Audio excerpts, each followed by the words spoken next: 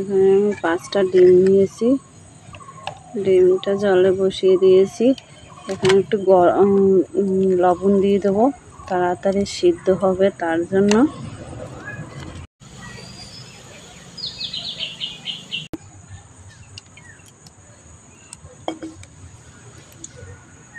তেলটা গরম হলে আলুটা ছেড়ে দেব। আর তেলটা গরম হয়ে গেছে, এখন আলুগুলো ছেড়ে দেব। আলুটা লাল লাল করে ভেজে নেব। আমার আলুটা হতে হতে আমি ডিমের খোসাটা ছাড়িয়ে নেব। আমি নিয়েছি, এখন ডিমের খোসাটা ছাড়িয়ে নেব। ডিমগুলো খোসা ছাড়ানো হয়ে গিয়েছে। আলুগুলো লাল লাল করে ভেজে নিয়েছি, দেখো আমার ভাজা হয়ে গিয়েছে। এখন নামিয়ে নেব। এগুলো নামিয়ে নিয়েছি, এখন ডিমগুলো ভেজে নেব।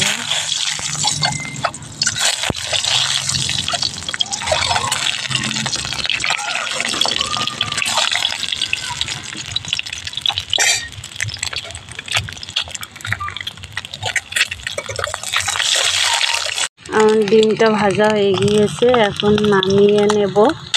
এখন তেল দিয়ে দেব।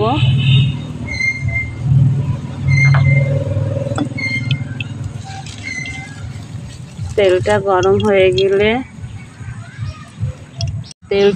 হয়ে গিয়েছে, আমি গোটা জিরে দিয়ে দিয়েছি। এখন পেঁয়াজ কুচি দিয়ে দেব।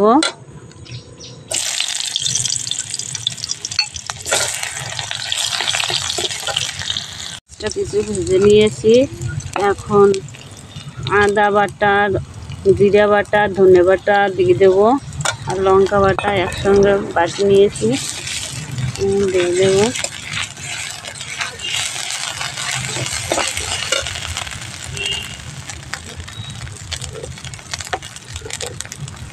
সামান্য হলুদ গুঁড়ো দিয়ে দেবো, একটু লবণ দিয়ে দেবো।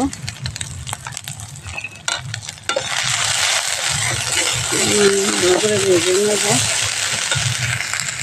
আমার মশলাটা ভাজা হয়ে গিয়েছে, এখন আমি এখানে বেগুন দিয়ে দেবো। এই যে বেগুন কেটে রেখেছিলাম আগে, এখন বেগুনটা ছেড়ে দেবো।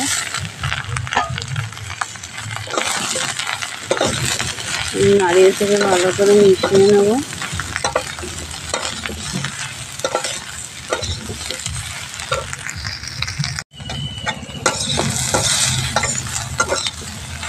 তখন আগে ভেজে রাখা আলুগুলো দিয়ে দেব।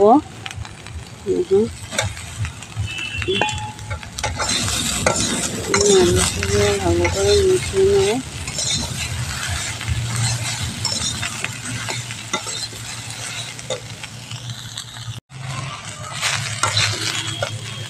আমি এখানে 2টো লঙ্কা নিয়েছি, লঙ্কাটা কেটে নিয়েছি, দিয়ে দিলাম। এখন লবণ দিয়ে দেব, পরিমাণ মতো লবণ দিয়ে দেবো। এখানে আমি হলুদ দিয়ে দেবো, মিশিয়ে নেব।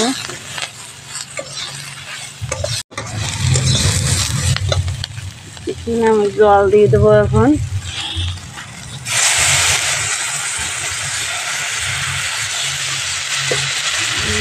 জল দিয়ে দিলাম।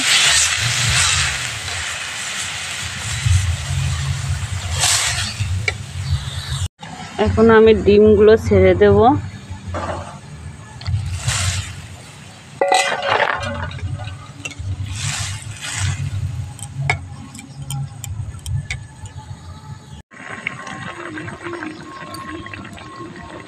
আমি এখানে কয়টা জিরে আগেই ভেজে রেখেছিলাম তেলে, এখন বেটে দিয়ে দেব। দেখো আমার ঝোলটা হয়ে গিয়েছে, কি সুন্দর একটা কালার এসেছে। এরকম ডিমের ঝোল খেতে তোমরা কে কে পছন্দ করো কমেন্টে জানিও। Bye bye, tata. এইভাবে ডিমের ঝোল রান্না করে খেলে আর কিছুই লাগবে না, শুধু এই ঝোলে এই ভাত খাওয়া হয়ে যাবে। দেখ কি সুন্দর কালারটা হয়েছে, খেতেও অনেক সুন্দর।